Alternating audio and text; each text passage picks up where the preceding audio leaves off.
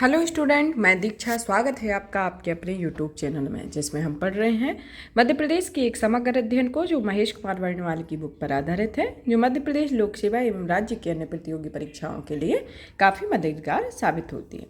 चलिए तो पढ़ते हैं। मध्य प्रदेश के समग्र अध्ययन के अंतर्गत आज का हमारा टॉपिक है नदियाँ एवं अपवाह तंत्र के बारे में।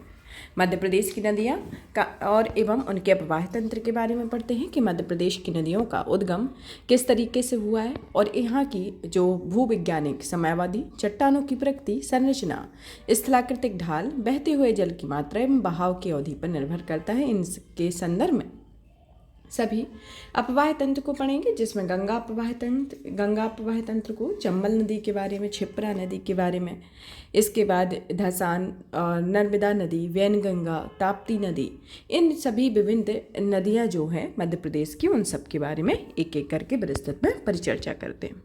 चलिए तो शुरू करते हैं आज के हमारे टॉपिक के साथ, नदियाँ एवं अपवाह तंत्र, जो इस बुक का अध्याय 7 है। तो चलिए स्टार्ट करते हैं, जिसमें आता है पहले नंबर तक कि निश्चित वाहिकाओं या नदियों के माध्यम से हो रहे जल प्रवाह को अपवाह कहा जाता है। अपवाह की क्या डेफिनेशन दी गई है कि निश्चित वाहिकाओं या नदियों के माध्यम से हो रहे जल प्रवाह को अपवाह कहते हैं तथा इन वाहिकाओं एवं नदियों के जाल को अपवाह तंत्र कहा जाता है। और इस प्रकार अपवाह तंत्र का तात्पर्य किसी क्षेत्र के जल प्रवाह प्रणाली से होता है। अब आता है कि किसी क्षेत्र का अपवाह तंत्र वहाँ की भूवैज्ञानिक समावधि, चट्टानों की प्रकृति व संरचना, स्थलाकृतिक ढाल, बहते हुए जल की मात्रा एवं बहाव की अवधि पर निर्भर करती हैं।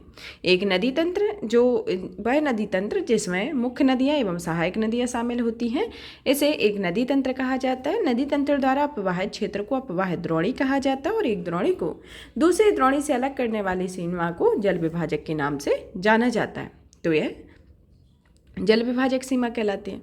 जल विभाजक के रूप में कोई भी ऊंचा क्षेत्र जैसे पर्वत या उच्च भूमि हो सकता है, मतलब कोई भी क्षेत्र हो सकता है जो कि एक जल विभाजक के रूप में कार्य करता है। फिर आता है कि बड़ी नदियों के जलग्रहण क्षेत्र को नदी द्रोणी, जबकि छोटी नदियों के जलग्रहण या प्रवाहित क्षेत्र को जल संभर कहा जाता है, वाटर सेट कहा जाता है। फिर आता है हमारा कि नदियां आदिकाल से ही मानव के जीविकोपार्जन का एक साधन रही हैं, इसलिए नदियों के किनारे विश्व की अनेक मानव सभ्यताओं एवं संस्कृति का जन्म एवं विकास हुआ। परिणाम स्वरूप नदियों को सभ्यता का पालना कहा जाता है। तो किसे कहा जाता है सभ्यता का पालना? नदियों को सभ्यता का पालना कहा जाता है। अब आता है कि मध्य प्रदेश की ये नदियाँ दी गई हैं। अब आता है कि मध्य प्रदेश के आर्थिक विकास में नदियों का महत्वपूर्ण योगदान रहा है। यहाँ लगभग सभी दिशाओं में नदियाँ प्रवाहित होती हैं, परंतु यहाँ की अधिकांश नदियाँ उत्तर पश्चिम दिशा में प्रवाहित होती हैं और इस राज्य में अधिकांशतः प्रायद्वीपीय नदियाँ भी प्रवाहित होती हैं। मध्य प्रदेश में स्थित मैकाल श्रेणी, विंध्य पर्वत श्रेणी, सतपुड़ा पर्वत श्रेणी, प्रायद्वीपीय भारत की अधिकांश नदियां निकलती हैं, इसलिए मध्य प्रदेश को नदियों का मायका भी कहा जाता है। तो नदियों का मायका कहा जाने का रीजन क्या है कि यहाँ पर मैकाल पर्वत श्रेणी, विंध्य पर्वत श्रेणी, सतपुड़ा पर्वत श्रेणी, प्रायद्वीपीय भारत की अधिकांश नदियां निकलती हैं, इसलिए मध्य प्रदेश को नदियों के मायके के नाम से जाना जाता है। मध्य प्रदेश में सबसे अधिक नदियां मैकाल श्रेणी से निकलती हैं और इसलिए इस श्रेणी को वाटर सेट के नाम से भी जाना जाता है। तो मध्य प्रदेश में जो अधिकांश जो नदियां प्रवाहित होती हैं वह सबसे ज़्यादा मैकाल श्रेणी से होती हैं, तो इसी श्रेणी को वाटर सेट के नाम से जाना जाता है। मध्य प्रदेश के अपवाह तंत्र में विंध्य एवं सतपुड़ा पर्वत श्रेणियाँ एक जल विभाजक का कार्य करती हैं। वहाँ पर बताया गया था कि एक जल विभाजक के रूप में पर्वत एवं उच्च भूमि कुछ भी हो सकता है, तो यहाँ पर क्या है, विंध्य और सतपुड़ा पर्वत श्रृंखलाएं जल विभाजक का कार्य करती हैं।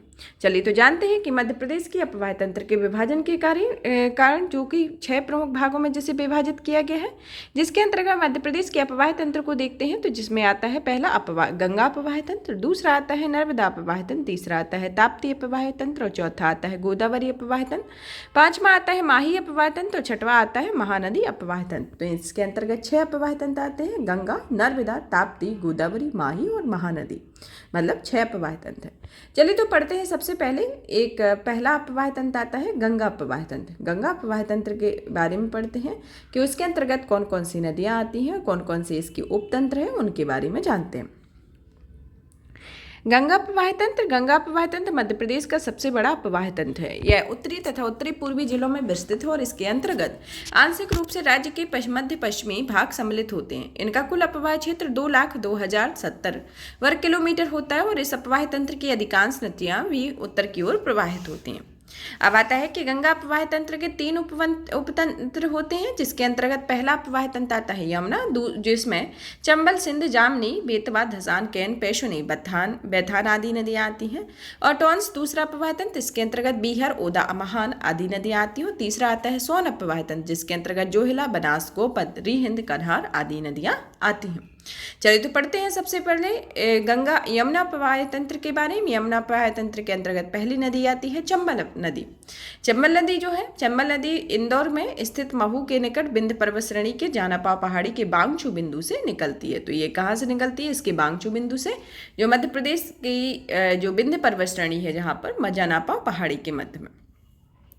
फिर आता है कि उत्तर पूर्व से पूर्व दिशा के से क्रमशः उज्जैन, शिवपुर, भिंड, मुरैना जिलों में प्रवाहित होती हुई इटावा के समीप यमुना नदी में मिल जाती है। और यह चंबल नदी मध्य प्रदेश राजस्थान की मध्य प्राकृतिक सीमा बनाती है। इसके अतिरिक्त यह यमुना नदी के पास लश्कर के मैदान में जाकर सीमा बनाती है।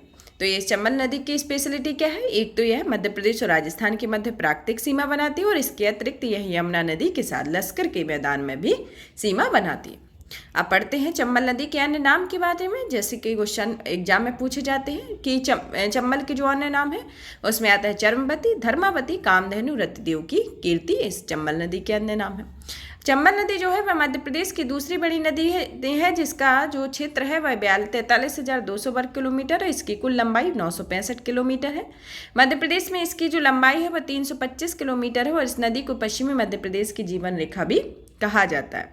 इसके अपवाह क्षेत्र के अंतर्गत आता है जैसे इंदौर, धार, रतलाम, मंदसौर, शिवपुर, भिंड, मुरैना इसके अंतर्गत आदि जिले आते हैं। और आता है कि चंबल नदी की और अन्य सहायक नदियों में आती है, जिसमें काली सिंध, क्षिप्रा, पार्वती, कुनो, कुंवारी, कुंद, कुराई, बामनी यह इसकी सहायक नदियां हैं।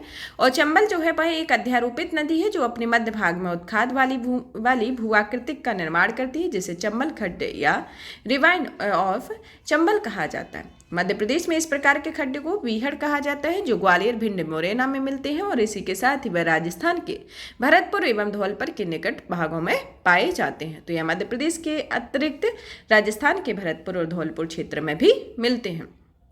अब आता है हमारा दूसरी नदी क्षिप्रा नदी के बारे में। क्षिप्रा नदी जो है वह मध्य प्रदेश के इंदौर जिले में स्थित है। काकरीबरडी के समीप बागेश्वर कुंड से निकलती है, जो राज्य के रतलाम, उज्जैन, मंदसौर जिलों को प्रवाहित होती है। इस नदी को मालवा की गंगा के नाम से भी जाना जाता है। मध्य प्रदेश में यह नदी उत्तर पूर्वी दिशा की ओर उज्जैन से प्रवाहित होती है, कोटक के समीप चंबल नदी में जाके मिल जाती है। फिर आता है इसके आगे कि चंबल नदी की जो कुल लंबाई है वह 395 किलोमीटर है, जो इंदौर तथा उज्जैन में 13,200 वर्ग किलोमीटर क्षेत्र पर विस्तृत है। चंबल क्षिप्रा नदी के अन्य नाम को जाने कि इसके अन्य नाम में आता है पूर्ण सलिला, पापहरिणी, मोक्षदायिनी, यावंती, अमृत संभना, ज्वरहनी, कनक श्रृंगा, प्रलोक तथा सोमवती इसके अंतर्गत इसके अन्य नाम आते हैं। और महाकालेश्वर मंदिर जो कि उज्जैन में स्थित है, त्रिवेणी घाट, राम घाट, नरसिंह घाट, गऊ घाट, दत्त अखाड़ा, चिंतामन गणेश मंदिर, सिंहबट, भरथरी गुफा, काल भैरव मंदिर, संदीपनी आश्रम, कालिया देह महल, राम जनार्दन मंदिर आदि इसी नदी के तट पर स्थित है। और क्षिप्रा नदी के तट पर उज्जैन में प्रत्येक वर्ष 12 वर्षों में सिंहस्थ महाकुंभ मेले का आयोजन किया जाता है। तो यह क्षिप्रा नदी की स्पेशलिटी है।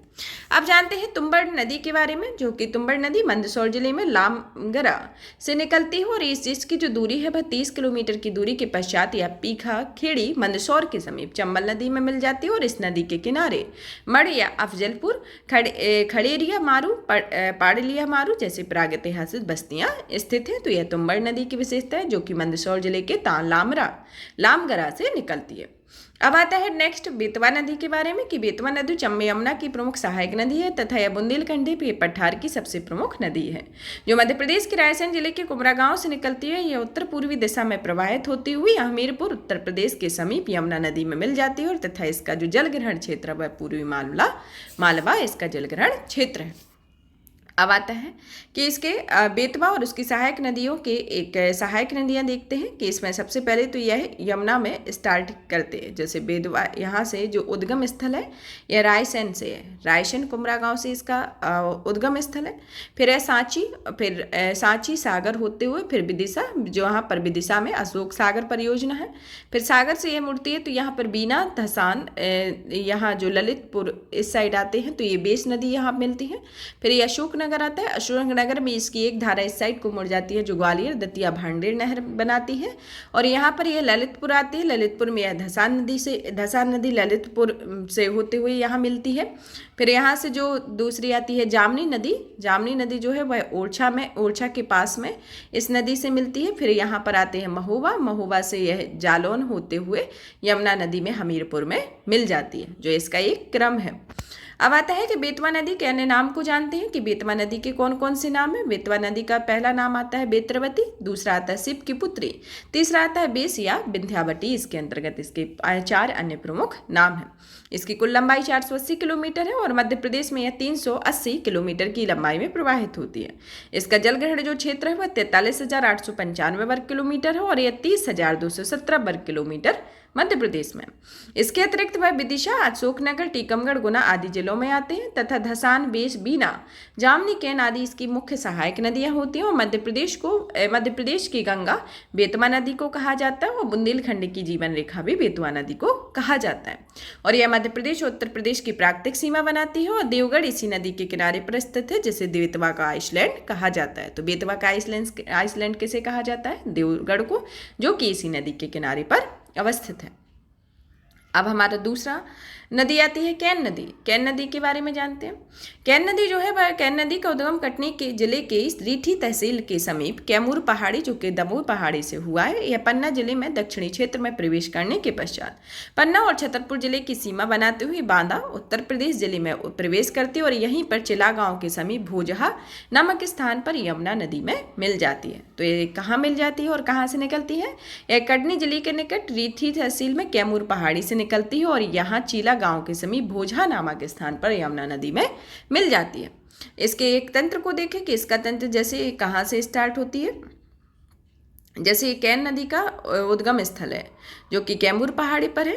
कैमूर पहाड़ी पर फिर यहाँ पर पन्ना के पास में यहाँ पांडव जलप्रपात या गाथा जलप्रपात बनता है। फिर कैन परियोजना है। यहाँ पर यह छतरपुर के पास में एक दौधन बांध बना हुआ है। यहाँ पर रनगुड़ा परियोजना इस पर बनाई गई है और मिल परियोजना, और यहीं पर रणमेनेह जलप्रपात जो है वो यहाँ का सबसे बड़ा जलप्रपात है वह है। फिर यहाँ यह बांदा में आके मिलती है। फिर इसके बाद यह यमुना में यहाँ पर भोजहा में मिल जाती है। अब और इस पर कौन कौन सी परियोजनाएं चलाई जा रही हैं? बेतवा कैन, बरियारपुर परियोजना, सिंहपुर बैराज, बेनी सागर, कुटनी कोशक परियोजना इसके अंतर्गत इस नदी पर यह परियोजना कार्यरत हैं या चल रही हैं। अब हमारा आता है कि कैन नदी के अन्य नामों के बारे में जानते हैं। तो कैन नदी का अन्य नाम में आता है सूक्तिमती, दीर्णावती, कर्णवती, सर्वेणी, कैनास इसके अंतर्गत अन्य नाम आते हैं। अब आता है कि कैन नदी की जो लंबाई है वह 427 किलोमीटर है, जिसमें 492 किलोमीटर मध्य प्रदेश में, 51 किलोमीटर और मध्य प्रदेश एवं उत्तर प्रदेश की सीमा पर 84 किलोमीटर और उत्तर प्रदेश में प्रवाहित होती है। श्यामरी, वारणा, मेडासन, सोनार, बेबस, बघेनेरी, वारणा, उर्मिल आदि इसकी प्रमुख सहायक नदी हैं तथा पांडव जलप्रपात का निर्माण भी कैन तथा इसकी सहायक नदियों से हुआ है। तथा कैन नदी में सजर नामक बहुमूल्य पत्थर पाया जाता है जो अजयगढ़, पन्ना से लेकर बांदा की कनवारा गांव में प्रचुर मात्रा में पाया जाता है। कैन नदी की सहायक रनगुआ नदी पर रनगुआ बांध बनाया गया है। वन्य बाघ आरक्षित रिजर्व जो वर्ष 1957 में निर्मित किया गया था वह कैन तथा सिमरी नदी के संगम पर, और गंगू बांध जो कि 1901 से 1915 में निर्मित था तथा फिर बरियापुर बांध जो निर्मित किए गए हैं इसके अंतर्गत आते हैं। अब हमारी नेक्स्ट नदी आती है सिंधु नदी के बारे में। सिंधु नदी मध्य प्रदेश के विदिशा जिले में स्थित सिरोंज के समीप एक ताल से निकलकर इटावा के समीप यमुना में मिल जाती है और इस नदी में वर्ष भर जल रहता है। वर्षा ऋतु में इसमें भयंकर बाढ़ आती है। नंद, कुंद, माहुर इसकी प्रमुख सहायक नदियां हैं तथा सिंधु नदी को गुना जिले के 2 भागों में विभाजित किया गया है। तो इसके अंतर्गत यह सिंधु नदी की स्पेशलिटी है। अब जानते हैं काली सिंध नदी के बारे में कि काली सिंध क्या है। काली सिंध भी चंबल नदी की सहायक नदी है जो मध्य प्रदेश के देवास जिले में बागली गांव के समीप अमोदिया या विंध्याचल श्रेणी से निकलती है। यह मध्य प्रदेश के उत्तरी जिले में शाजापुर और नरसिंहगढ़ से प्रवाहित होती हुई नौरेरा राजस्थान नामक स्थान पर चंबल नदी में मिल जाती है और इसकी कुल लंबाई जो है वह 150 किलोमीटर और देवास इसके किनारे स्थित एक प्रमुख नगर है।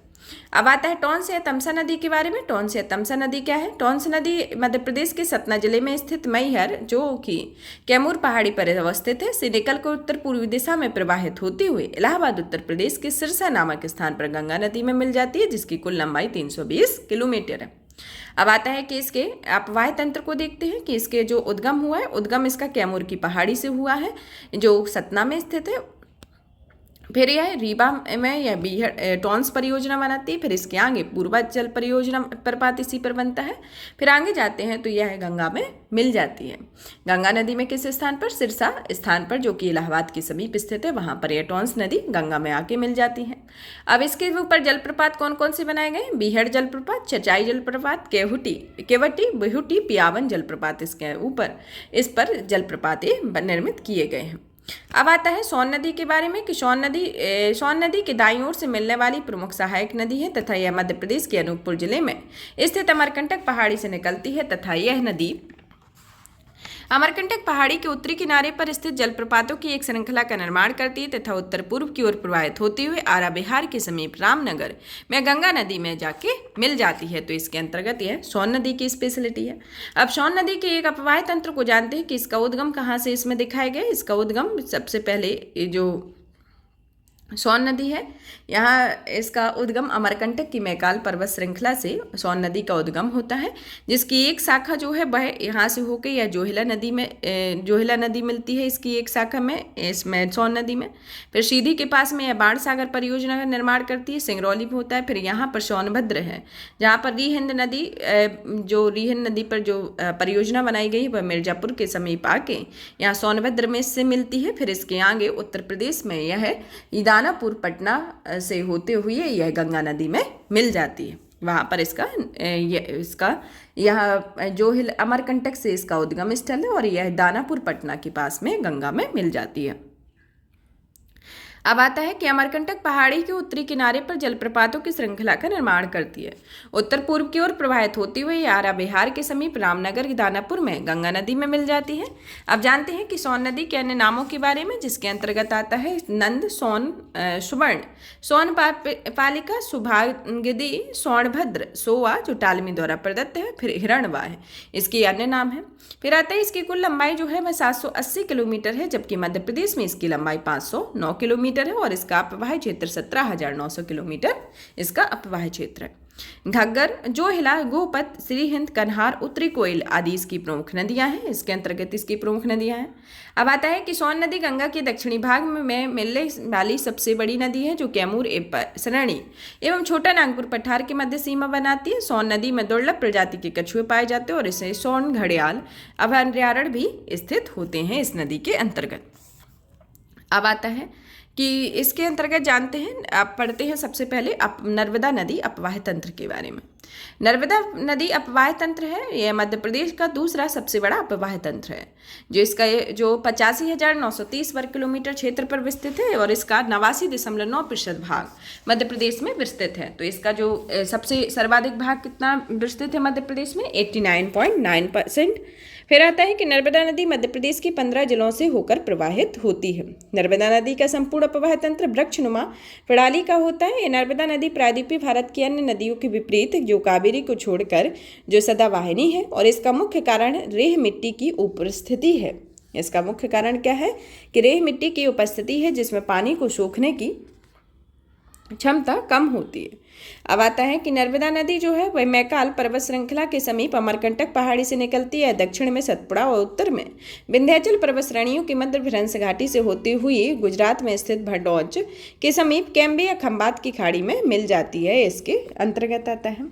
अब आता है कि इसमें नर्मदा नदी के एक अपवाह तंत्र को जानते हैं कि इसका उद्गम और इसके संदर्भ में कौन कौन सी नदियां हैं, क्या इनके अन्य नाम हैं, इन सब के बारे में एक ओवरव्यू को लेते हैं। अब यहाँ से सबसे पहले देखें कि इसका जो उद्गम स्थल है वह पुष्पराजगढ़ मैकाल पर्वत श्रृंखला के पास है। यहाँ पर इसका अमरकंटक पहाड़ी के पास इसका उद्गम स्थल है। फिर यहाँ की ढिंडोरी में आती है, ढिंडोरी तक आके फिर यहाँ मंडला में यह इस पर थावर परियोजना है। मतलब जो अमरकंटक जहाँ पर उद्गम स्थल है वहाँ पर कपिल धारा जलप्रपात, दुग्ध धारा और दुर्गा धारा जलप्रपात, इसके अंतर्गत 3 जलप्रपात है। फिर यह ढिंडोरी जिले में आती है। फिर यहाँ आते आते यहाँ मंडला में आती है, जहाँ पर थावर परियोजना परियोजना इस पर है। फिर यह रायसन में बरगी परियोजना है, जो बरगी परियोजना होती है। जबलपुर में धुआंधार जो भेड़ा घाट जिस के नाम से जाना जाता है, वह भी इसी नदी पर बनाया गया है। फिर आता है यहाँ पर नरसिंहपुर जिले में अर्जुन कुंड और भीम कुंड सतधारा है, इसमें मिलती है। फिर आता है बाड़ना बांध, इसमें बनाया गया है। फिर इसके आगे आते हैं तो होशंगाबाद में सीहोर कोलार बांध बनाया गया है। फिर यहाँ हंडिया में आते हैं, फिर तवा बांध यहाँ पर बना हुआ है हरदा में। फिर यहाँ खंडवा में आते हैं, पर खंडवा में ओमकारेश्वर परियोजना इसी पर बनाई गई है। और यहाँ पर मानधाता दर्दी जलप्रपात है, सुक्ता बांध है, इंदिरा सागर बांध है, यह खंडवा जिले में है। फिर आता है नेमावर, फिर उसके बाद आता है खरगोन में क्या मिलता है, खरगोन में महेश्वर जो सहस्त्रधारा जलप्रपात है, और सार्थक जलप्रपात, और ये देवड़ा बांध यहाँ पर खरगोन में मिलते हैं। फिर जब इसके आगे बढ़ते हैं तो धार तक पहुंचते हैं। फिर आता है झाबुआ के क्षेत्र में आते हैं, फिर बड़वानी। फिर इसके बाद अलीराजपुर में आते ही साथ इसमें जोबट परियोजना, जिसे आज़ाद परियोजना के नाम से भी जाना जाता है। फिर यहाँ पर यह महाराष्ट्र और गुजरात के इस बिंदु पर मिलती है जो भरूच के निकट, वहाँ पर सरदार सरोवर परियोजना है। तो यहाँ से इसका जो नर्मदा नदी का उद्गम है इस साइड से होते हुए यहाँ तक यह इसके उद्गम को दिखाया गया। अब आता है कि इसके जो प्राचीन नाम इसका क्या है, रेवा है। नर्मदा नदी का प्राचीन नाम रेवा है। इसकी सहायक नदियाँ 41 है। इसकी कुल लंबाई 1312 किलोमीटर है और मध्य प्रदेश में इसकी 1077 किलोमीटर है। मध्य प्रदेश एवं गुजरात की जीवन रेखा को साकली आनंदमयी नदी, मैकालसुता, नामदासु जिसे टालमी नामदासु और शिवपुत्री के नाम से जाना जाता है, यह इसके संदर्भ में इसकी प्रमुख स्पेशलिटी है। और इसका उद्गम कहाँ है, अमरकंटक पहाड़ी के निकट पुष्पराजगढ़ मैकाल पर्वत श्रृंखला में। फिर यहाँ पर कहाँ पर इसका वो मिलती है, इसमें गुजरात भरूच में, और फिर यह जाते जाते फिर खम्मट की खाड़ी में यह गिर जाती है। अब आता है कि नर्मदा नदी के अन्य नामों के बारे में जानते हैं कि नर्मदा नदी के कौन कौन से नाम हैं, जैसे कि अभी देखे ही हुए थे कि मैकालसुता, साखरी, मैकालसुखा, साथरी, शामोदेवी, रेवा, सोमप्रभा, शिवपुत्री, निबुद्धा, कुंवारी, कावेरी, नामोदासी इनके अंतर्गत इसके प्रमुख नाम हैं। अब आता है कि भ्रंश घाटी के प्रवाहित होने वाली नर्मदा नदी में अवसादों का अभाव होता है, जिसके कारण यह अपने मुहाने पर डेल्टा का निर्माण करती हैं। यह डेल्टा निर्माण करके 27 किलोमीटर लंबे एक ज्वार नदमुख का निर्माण करती है। तो यह नर्मदा नदी की स्पेशलिटी है कि यह डेल्टा का निर्माण ना करके यह एक ज्वार नदमुख या एस्चुरी का निर्माण करती हैं। अरब सागर में गिरने वाली यह नदी प्रायद्वीपीय भारत की सबसे लंबी नदी है, जिसकी कुल लंबाई 1312 किलोमीटर और मध्य प्रदेश में इसकी जो लंबाई है वह 1077 किलोमीटर है। अब आता है कि नर्मदा नदी को मध्य प्रदेश का हृदय रेखा या मध्य प्रदेश की जीवन रेखा कहा जाता है। यह राज्य की प्रथम नदी है जिसे वर्ष 2017 में जीवित नदी का दर्जा प्राप्त हुआ था। मध्य प्रदेश में नर्मदा नदी की 41 सहायक नदी है, जिनमें 22 बाईं ओर से और 19 दाईं ओर से मिलती हैं। तो मध्य प्रदेश की कितनी नदियां बाईं ओर से मिलती हैं, 22 नदियां बाईं ओर से मिलती हैं, और इसकी 19 नदियां इसकी जो है वह दाईं ओर से मध्य प्रदेश की नर्मदा नदी में मिलती हैं। अब आता है कि नर्मदा नदी की प्रमुख सहायक नदियों के बारे में जानते हैं कि कौन कौन सी बाईं ओर से मिलती हैं और कौन कौन सी दाईं ओर से मिलती हैं। बाईं ओर से मिलने वाली नदियों में आती है बरनार, सेर, दूधी, तवा, बंजर, सक्कर, देनवा, गंजाल इसके अंतर्गत यह है बाईं ओर से मिलने वाली नदियाँ होती हैं। अब आता है कि दाईं ओर की नदियों के बारे में जानते हैं। तो फिर आती है हिरण, फिर आती है हथनी, उसके बाद तिंदोली के बाद आती है वरना, फिर आती है चंद्रकेशर, फिर आती है कन्हार, फिर आती है मान, फिर आती है ऊटी। तो इसके अंतर्गत 22 नदियाँ जो होती हैं वह बाईं ओर से मिलती हैं और 19 नदियाँ दाईं ओर से मिलती हैं, जिसमें से ये प्रमुख नदियाँ हैं जो इसके दाईं और बाईं से मिलती हैं। अब आता है कि इसके नमामि देवी नर्मदे यात्रा के बारे में जानते हैं कि जिस यात्रा के बारे में यह चली हुई थी पूरे 148 दिन की। तो मध्य प्रदेश की जीवन रेखा मानी जाने वाली नर्मदा नदी के संरक्षण और शुद्धिकरण के उद्देश्य से 11 दिसंबर 2016 को नर्मदा के उद्गम स्थल अमरकंटक से नमामि देवी नर्मदे योजना का शुभारंभ किया गया था। यह योजना 148 दिनों तक लगभग 16 जिलों में 3350 किलोमीटर की दूरी तय करती है, जिसका समापन 15 मई 2017 को किया गया था। तो इसका समापन कब हुआ था? 15 मई 2017 को। और स्टार्टिंग कब हुई थी? 11 दिसंबर 2016 को। मतलब टोटल 148 दिन के लिए। अब आता है इसके संदर्भ में जानते हैं कि नर्मदा नदी से संबंधित कुछ पुस्तकें हैं जिनको कई लेखक के द्वारा प्रकाशित किया गया है, जिसके अंतर्गत पहली पुस्तक आती है, जिसमें पहली आती है सौंदर्य की नदी नर्मदा। फिर जो पुस्तक किसकी है? अमृतलाल बेगड़ा की सुंदर की नदी नर्मदा है। दूसरी आती है अमृतस्य नर्मदा, जो कि अमृतलाल बेगड़ा की है, यह भी है। तीरे तीरे नर्मदा, यह भी अमृतलाल बेगड़ा की है। और ये आती है नर्मदा तुम कितनी सुंदर हो, यह भी अमृतलाल बेगड़ की प्रमुख पुस्तक है। सौंदर्य की नदी नर्मदा, अमृतस्य नर्मदा, तीरे तीरे नर्मदा, नर्मदा तुम कितनी सुंदर हो, यह इसकी अमृतलाल बेगड़ की है। 4 पुस्तकें हैं। फिर आते हैं आगे की ओर, देखते हैं कि नर्मदा समग्र जो है वह स्वर्गीय अनिल माधव के दवे के द्वारा प्रकाशित की गई है। जंगल रहे न रहे ताकि नर्मदा बहे, यह पंकज श्रीवास्तव की है। अथ नदी कथा, यह श्री हरिकृष्ण देवसरे की है। नर्मदा रिवर ऑफ ब्यूटी, यह अमृतलाल बेगड़ की है। The Narmada river of Joy, Amritlal Begad की है। नर्मदा नर्मदा नर्मदे हर नर्मदे, यह श्री सुहास लिमये की है। नर्मदा परिक्रमा पंडित राम प्रकाश प्रसाद पाठक की है। नर्मदा की धारा से, यह शिव कुमार तिवारी और श्री गोविंद प्रसाद मिश्र की है। संस्कृति स्रोत तस्विनी नर्मदा, यह डॉक्टर अयोध्या प्रसाद द्विवेदी की है। पानी उतर गया, यह डॉक्टर श्री के.एस. तिवारी की ये प्रमुख पुस्तकें हैं। अब पढ़ते हैं हम आगे की ओर जाते हैं और पढ़ते हैं शक्कर नदी के बारे में। शक्कर नदी के बारे में जानते हैं कि शक्कर नदी नर्मदा की प्रमुख सहायक नदी है, जो अमरवाड़ा तहसील के समीप सतपुड़ा पर्वत श्रेणी से निकलती है और नरसिंहपुर जिले में प्रवाहित होते हुए नर्मदा नदी के बाईं ओर से मिल जाती है। सतपुड़ा श्रेणी में स्थित यह प्रमुख कोयला क्षेत्र है जो शक्कर नदी के आसपास स्थित है। शक्कर नदी नरसिंहपुर जिले की चिंकी परियोजना प्रस्तावित है, जो कि नर्मदा और शक्कर नदी के संगम पर भगवान शिव का प्राचीन संगनेश्वर महादेव मंदिर नरसिंहपुर जिले में स्थित है। तो यह शक्कर नदी है जिसकी यह प्रमुख कुछ इंपोर्टेंट पॉइंट है। अब आता है, अब जानते हैं सीतारेवा नदी के बारे में। सीतारेवा नदी भी नर्मदा की सहायक नदी है, जिसका उद्गम छिंदवाड़ा जिले के छींद गांव से हुआ है। यह गढ़रवाड़ा नरसिंहपुर के समीप नर्मदा नदी में मिल जाती है। इस नदी का स्थानीय नाम बाराही गंगा है, जिसे सावलखेड़ा बांध, जो कि छिंदवाड़ा में निर्माणाधीन है, वहां पर इस नदी पर यह बनाया जा रहा है। अब आता है नेक्स्ट नदी के बारे में जानते हैं। नेक्स्ट आती है तवा नदी। तवा नदी जो है मध्य प्रदेश के होशंगाबाद जिले में महादेव पर्वत श्रेणी की कालीभीत पहाड़ियों में से निकलती है, जो इटारसी नरसिंहपुर जिले में प्रवाहित होती हुई बृहद विस्तृत रूप धारण कर लेती है, जिसे बांदामान के समीप नर्मदा नदी में मिल जाती है। इसकी कुल लंबाई वो है जो भी 172 किलोमीटर है, और जो देनबा मालनी सुख तवा इसकी प्रमुख सहायक नदी है, जिनमें तवा नदी पर डचेस, अप्सरा, बी फॉल, जमुना, रजत जलप्रपात आदि स्थित है। इसके संदर्भ में यह प्रमुख इसकी प्रमुखता है। अब आता है कि ताप्ती नदी के अपवाह तंत्र के बारे में जानते हैं। अभी तक हमने गंगा नदी अपवाह तंत्र और नर्मदा नदी अपवाह तंत्र के बारे में पढ़ा हुआ है।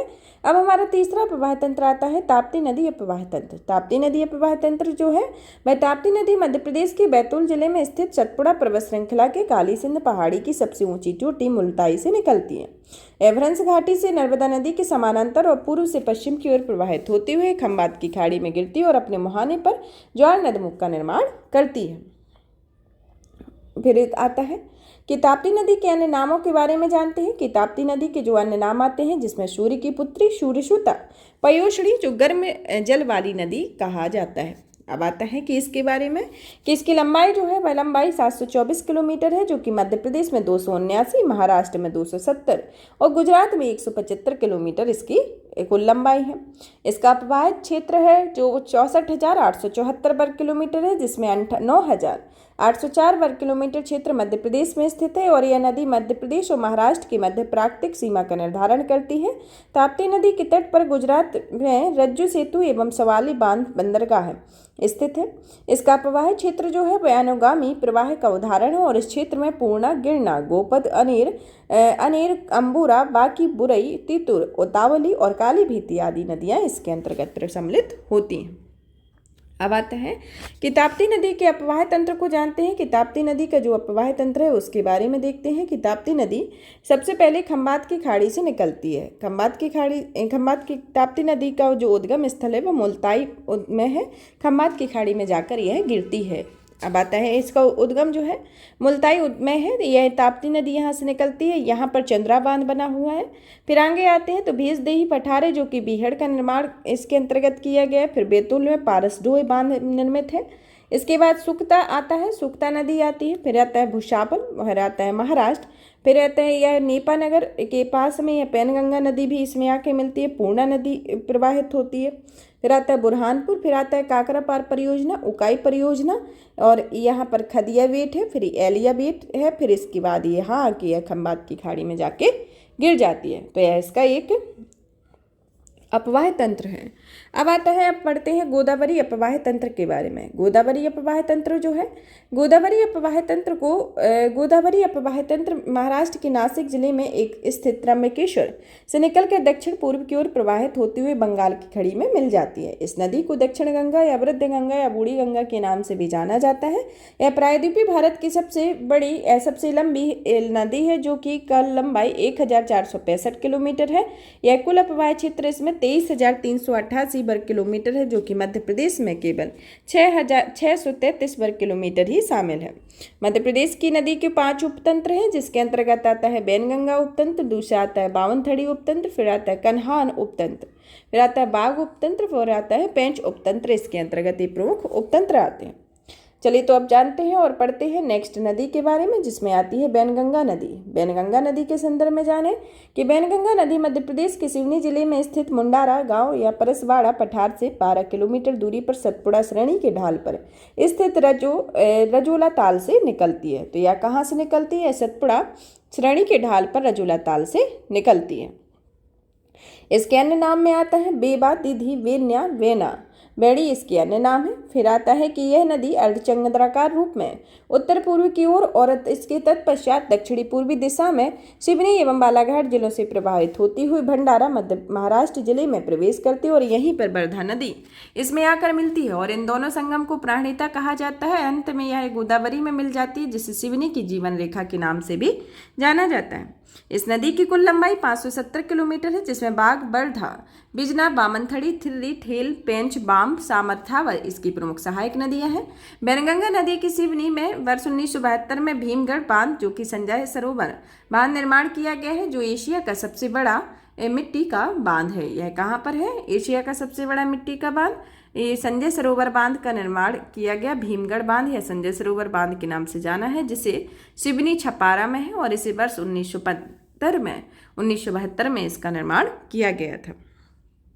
अब आता है इसके आगे वर्धा नदी के बारे में। वर्धा नदी का जो उद्गम है वह मध्य प्रदेश के बैतूल जिले में है। यह मुल्ताई के वर्धन शिखर से होता है तथा यह छिंदवाड़ा जिले में दक्षिणी सीमा बनाते हुए महाराष्ट्र में प्रवेश कर बैनगंगा नदी में मिलती है और आगे चलकर यह गोदावरी में मिल जाती है। इसकी कुल लंबाई जो है वह 525 किलोमीटर और इसके अपवाह क्षेत्र 24,087 वर्ग किलोमीटर और इसकी सहायक नदियां में आता है वैना, जाम, इराई, मडू, बेमुला, हिल्ली इसकी प्रमुख सहायक नदियां आती हैं। अब आती है हमारी नेक्स्ट नदी पेंच नदी के बारे में। पेंच नदी मध्य प्रदेश राज्य के छिंदवाड़ा जिले में स्थित सतपुड़ा पर्वत श्रृंखला में दक्षिण के पठार से निकलती है जो सिवनी जिले के पेंच राष्ट्रीय उद्यान से प्रवाहित होती हुई नागपुर महाराष्ट्र के समीप कन्हान नदी में मिल जाती है और आगे चलकर यह गोदावरी नदी में जाके मिल जाती है। इस प्रकार यह नदी मध्य प्रदेश और महाराष्ट्र की सीमा का भी निर्धारण करती है।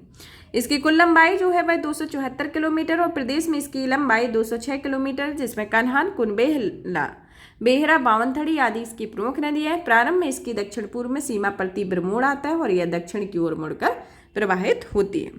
अब आता है हमारी नेक्स्ट नदी कुलबेहरा नदी के बारे में। कुलबेहरा नदी मध्य प्रदेश के छिंदवाड़ा जिले के उमरेठ तहसील से निकलती है जो छिंदवाड़ा के दक्षिण पूर्वी भाग से प्रवाहित होती हुई 80 किलोमीटर की दूरी तय करने के पश्चात बीशापुर, चांद के उत्तरी भाग से होती हुई पेंच नदी में मिल जाती है।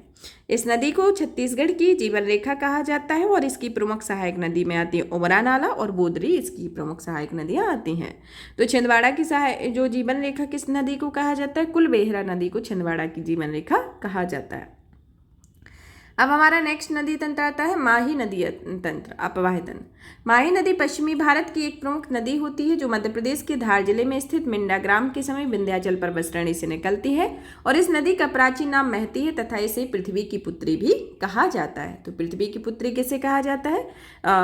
माही नदी को। यह मध्य प्रदेश के धार, झाबुआ, रतलाम जिलों तथा बांसवाड़ा तक प्रवाहित होने के पश्चात यह दक्षिण पश्चिम दिशा में गुजरात से प्रवाहित होते हुए खम्बात की खाड़ी में गिर जाती है और भारत की यह एकमात्र ऐसी नदी है जो कर्क रेखा को 2 बार काटती है। तो इसकी क्या स्पेशलिटी है कि यह मात्र भारत की एक ऐसी नदी है जो कर्क रेखा को 2 बार काटती है और इसकी कुल लंबाई जो है वह 472 किलोमीटर है और इसका कुल अपवाह क्षेत्र 38,699 वर्ग किलोमीटर है और यह है 7,188 वर्ग किलोमीटर अपवाह क्षेत्र इसका मध्य प्रदेश है और इसकी सहायक नदियों में आती है अनस, लरकी, जम्भार, पानम, कून और गोमा इसकी प्रमुख सहायक नदियाँ आती हैं। अब आता है महानदी अपवाह तंत्र के बारे में कि महानदी अपवाह तंत्र मध्य प्रदेश का सबसे छोटा अपवाह तंत्र है जिसका राज्य में कुल अपवाह क्षेत्र 154 वर्ग किलोमीटर है और अनूपपुर जिले के हंसतो नदी इसका अपवाह क्षेत्र सम्मिलित है। अब आता है कि महानदी एक अनुवर्ती नदी है। यह नदी छत्तीसगढ़ में स्थित सिहोबा के समीप अमरकंटक पहाड़ी से निकलकर पूर्व की दिशा की ओर प्रवाहित होती हुई पारादीप उड़ीसा के समीप बंगाल की खाड़ी में गिरती है और इस नदी की अपवाह द्रोणी में 53% भाग मध्य प्रदेश एवं छत्तीसगढ़ में तथा 47% भाग उड़ीसा में विस्तृत है। इसके निचले भाग में नौ संचालन भी होता है। इसकी ये प्रमुख है और शिवनाथ, हस्तो, मांड, ईब इसकी बाईं ओर से मिलने वाली नदियां होती हैं जबकि जोंक, लौंग और तेल नदियां इसके दाईं ओर से मिलने वाली प्रमुख सहायक नदियां होती हैं।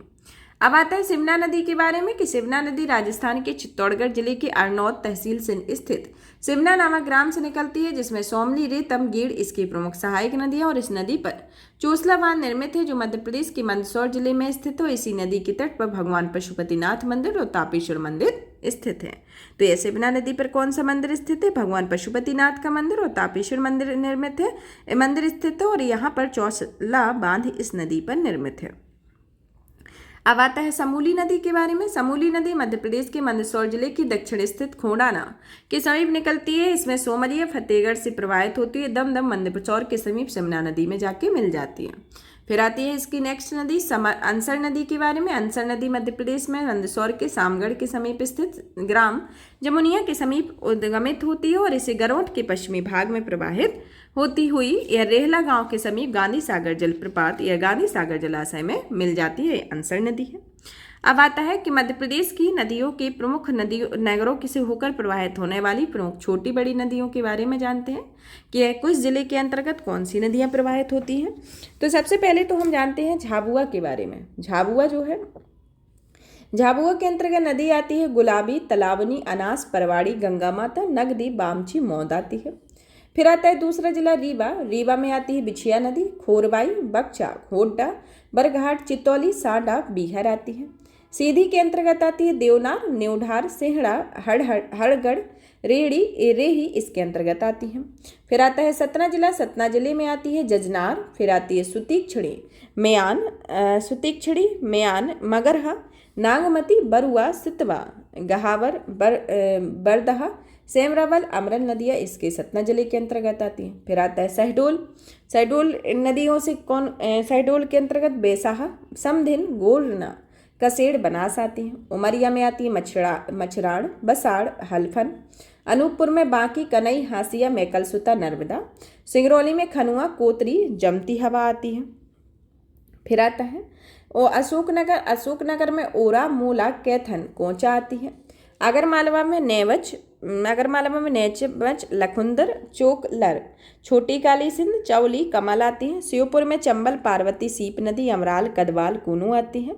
रतलाम में माही, छिपरा, पिंगला, मलेरी, लोजड़ी, नीमन, जामड़, रत्तागढ़, करण आती है। शिवपुरी में एर, महुअर, कुंवारी, पहू सिंध आती है। देवास में नर्मदा, काली सिंध, छिपरा, दतुनी, लोमबती, पुरनी, लोदरी, कासनी, जामनेर, गंभीर आती हैं। और इसके बाद आती है कटनी। कटनी में आती है छोटी महानदी, उमरार, छपावन आती है। फिर आते हैं जिला मंदसौर में। मंदसौर के अंतर्गत कौन सी नदी प्रवाहित होती है? उसमें आती है जैसे चंबल, छिपरा, छोटी काली सिंध, सिवाना, रेतम, तुम्बड़, गीता नदी, समरी, अंसर, रेवा, अवना, अंदार, तारवली आती है। नरसिंहपुर के अंतर्गत आती है नर्मदा, शक्कर, उमर, दूधी, सीकरी, सीतारेबा। नीमच पे आती है चंबल, चंदू, रेतम, बहमनी, गुंजली, कुंदा आती है। इसके बाद आता है पन्ना। पन्ना में आती है पत्नी, केन, बाघिन, ब्यारमा, मेडासन, रुंछ, गुड़ने, सुनार, किलकिला। छतरपुर के अंतर्गत आती है सिंधारी, धसान, काठन, कैनोरमल।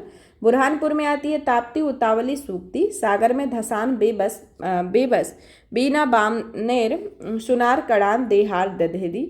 विदिशा में बेस, बेतवा, बीना, हलाली। रायसेन में वारना, बेतवा, कोड़ी, पग्नेश्वर, तेदुनी आती है। फिर आता है सीहोर। सुहार में आता है कोलार, भागनेर, कोल्हार, अंजार, अजनाल, शिवना, लोतिया, पार्वती आती है। बालाघाट के अंतर्गत बैनगंगा, चंदन, बावनथड़ी, सरौती, बंजर, खिसनी।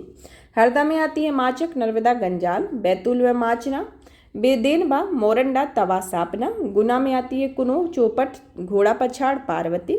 राजगढ़ में आती है अजनार, काली सिंध, नेवज, गढ़गंगा, पार्वती नदियाँ।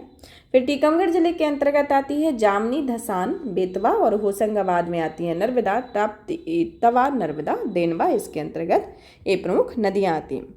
अब आता है कि अपवाय की दृष्टि से प्रदेश की प्रमुख नदियों के बारे में जानते हैं कि उत्तर की ओर प्रवाहित होने वाली नदियों के बारे में जानते हैं, दक्षिण की ओर प्रवाहित होने वाली नदियाँ, पूर्व की ओर प्रवाहित होने वाली नदियाँ तथा पश्चिम की ओर प्रवाहित होने वाली नदियों के बारे में जानते हैं। उत्तर की ओर प्रवाहित होने वाली नदियों में आती हैं चंबल, छिप्रा, काली सिंध, पार्वती, कूनू, कुंवारी, बेतवा, कैन, सोन, टोंस, उर्मिल, धसान, बीना, जामनी आती हैं। पूर्वी की ओर प्रवाहित होने वाली नदियों में आती है टोंस, बीहर, सोन। पश्चिम की ओर प्रवाहित होने वाली नदियों में सिर्फ 2 नदियां हैं, नर्मदा और ताप्ती। और दक्षिण की ओर प्रवाहित होने वाली नदियों में आती है वैनगंगा, वर्धा, कन्हान और पेंच नदियां। इसमें दक्षिण की ओर प्रवाहित होने वाली प्रमुख नदियां हैं। अब आता है कि मध्य प्रदेश की नदियों के किनारे शहरों या बसे नगर के बारे में जानते हैं कि मध्य प्रदेश के नगर किस नदी के किनारे बसे हुए हैं। चलिए तो एक एक करके देखते हैं कि कौन सा नगर किस नदी के किनारे बसा हुआ है। जिसमें आता है,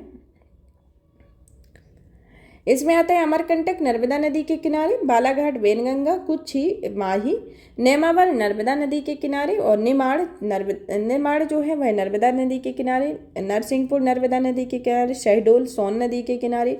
महेश्वर, नर्मदा नदी के किनारे। सिंगरौली, सोन नदी के। नेपानगर, ताप्ती नदी के किनारे। बड़वाह, नर्मदा नदी के किनारे। ओमकारेश्वर जो है वह नर्मदा नदी के किनारे। फिर श्योपुर, चंबल नदी पर। झाबुआ, नर्मदा। अनूपपुर, नर्मदा और नर्मदा नदी पर है। फिर इसके और आगे देखते हैं, जैसे फिर आता है आष्टा। आष्टा जो है वह पार्वती नदी के किनारे स्थित है। होशंगाबाद, नर्मदा पर। रीवा, बिछिया नदी पर। जबलपुर, नर्मदा। पुनासा, नर्मदा। मंडला, नर्मदा। सीधी, सोन। हंडिया जो है वह भी नर्मदा नदी पर है। फिर आता है बैतूल जो है वह ताप्ती नदी बसा हुआ है। सिवनी, वैनगंगा पर। धार, नर्मदा पर। मंडलेश्वर, नर्मदा नदी पर। बडवानी, नर्मदा पर। महू, चंबल नदी पर। ढिंडोरी, नर्मदा नदी पर है। फिर आता है, इसके बाद आता है नगर में रायसेन नगर जो है वह नर्मदा नदी पर। हरदा, नर्मदा नदी पर। देवास, काली सिंध पर। अलीराजपुर, नर्मदा पर। मुल्ताई, ताप्ती नदी पर। मुरैना, चंबल नदी पर। शाजापुर, पार्वती नदी पर। और गुना, बेतवा नदी पर है।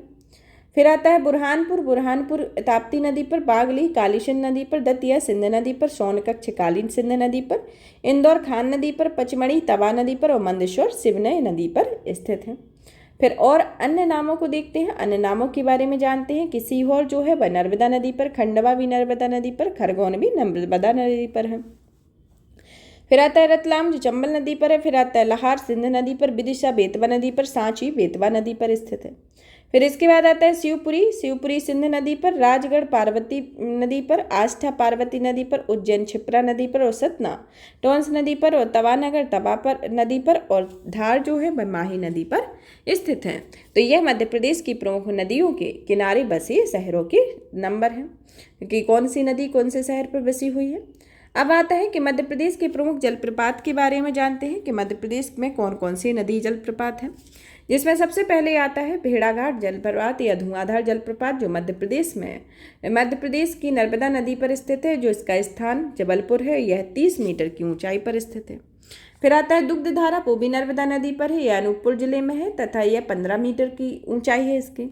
मंदार भी नर्मदा नदी पर है जो कि खंडवा में स्थित है और इसकी ऊंचाई 12 मीटर है। फिर आता है चचाई जो कि बीहड़ नदी पर है, यह रीवा जिले में है तथा यह 130 मीटर इसकी ऊंचाई है। पांडव यह कैन नदी पर है जो कि पन्ना में स्थित है और इसकी ऊंचाई 38 मीटर है। चुलिया जलप्रपात यह चंबल नदी पर है जो कि कोटा में है और यह इसकी ऊंचाई जो है वह 18 मीटर है। फिर आता है राहतगढ़ फॉल जो कि बेतवा नदी पर है जो कि सागर में है। फिर आता है झाड़ी दहा जो कि चंबल नदी पर है जो इंदौर में है। फिर आता है भालकुंड जो है वह सागर में स्थित है। डचेस फॉल जो है वह पचमढ़ी में। कपिल धारा नर्मदा नदी पर अनूपपुर में। सहस्त्रधारा भी नर्मदा पर, दर्दी नर्मदा नदी पर है जो कि हंडिया में है। क्योटी जो है महाना नदी पर है जो कि रीवा में है, इसकी ऊंचाई 130 मीटर है। फिर आता है पियावन रीवा में स्थित है। पाताल पानी चंबल नदी पर है, इंदौर में स्थित है। फिर इसके बाद आता है शंकर खो जामनेर नदियाँ प्रवाहित होती है और यह खौनी नदी के स्थान है। बहुटी ओधा नदी है तथा यह रीवा स्थान है। अप्सरा जो है वह पचमढ़ी में है। रजत फॉल भी पचमढ़ी में है। जमुना बी फॉल भी पचमढ़ी में है। फिर आता है सत्यधारा भीमकुंड अर्जुन कुंड, यह नर्मदा नदी पर है, यह नरसिंहपुर जिले में है। फिर आता है लेलाही अनहोनी कुकरी खापा, यह कन्हार नदी पर है, छिंदवाड़ा में। गांगुलपारा यह बैनगंगा नदी पर है, बालाघाट में। मलधर यह देव नदी पर, बालाघाट में। काकरा खोय यह मांडू स्थान है। भूरा खोय सुल्तानगढ़ पाबा सिंध नदी पर, शिवपुरी में। बेलोही यह रीवा ये इसका स्थान है। फिर आता है ढगोना सनकुआ और सिंध नदी पर दतिया स्थान है तथा पूर्वा जो तमसा नदी पर स्थित है, रीवा जिले में हो तथा इसकी ऊंचाई जो है वह 70 मीटर है। यहाँ पर यह नदियों से रिलेटेड टॉपिक फिनिश होता है। अब हम इसके क्वेश्चन को सॉल्व करेंगे कि इससे रिलेटेड किस तरीके के क्वेश्चन बनते हैं, उन सब के बारे में जानते हैं।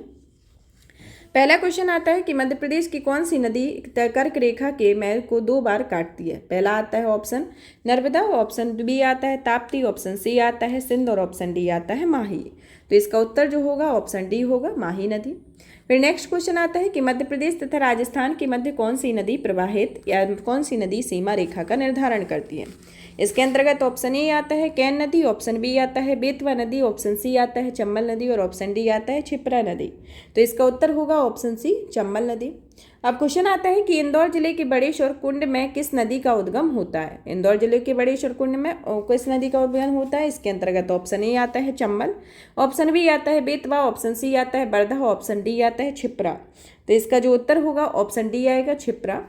फिर हमारा क्वेश्चन आता है कि निम्नलिखित में से कौन सा सही सुमेलित है नहीं है, जिसमें पेंच नदी जो है जिसका उद्गम स्थल बताया गया है सतपुड़ा पर्वत श्रेणी, ताप्ती का मुल्ताई, तवा का काली भित्ती पहाड़ी और माही का मैकाल पर्वत श्रृंखला।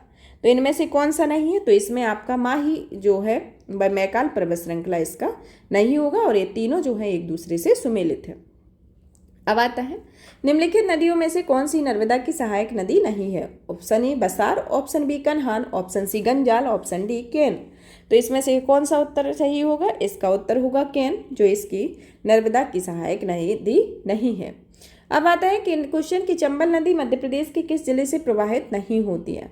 Option A Ujjain, option B Datia, option C Bhind और ऑप्शन डी मोरेना।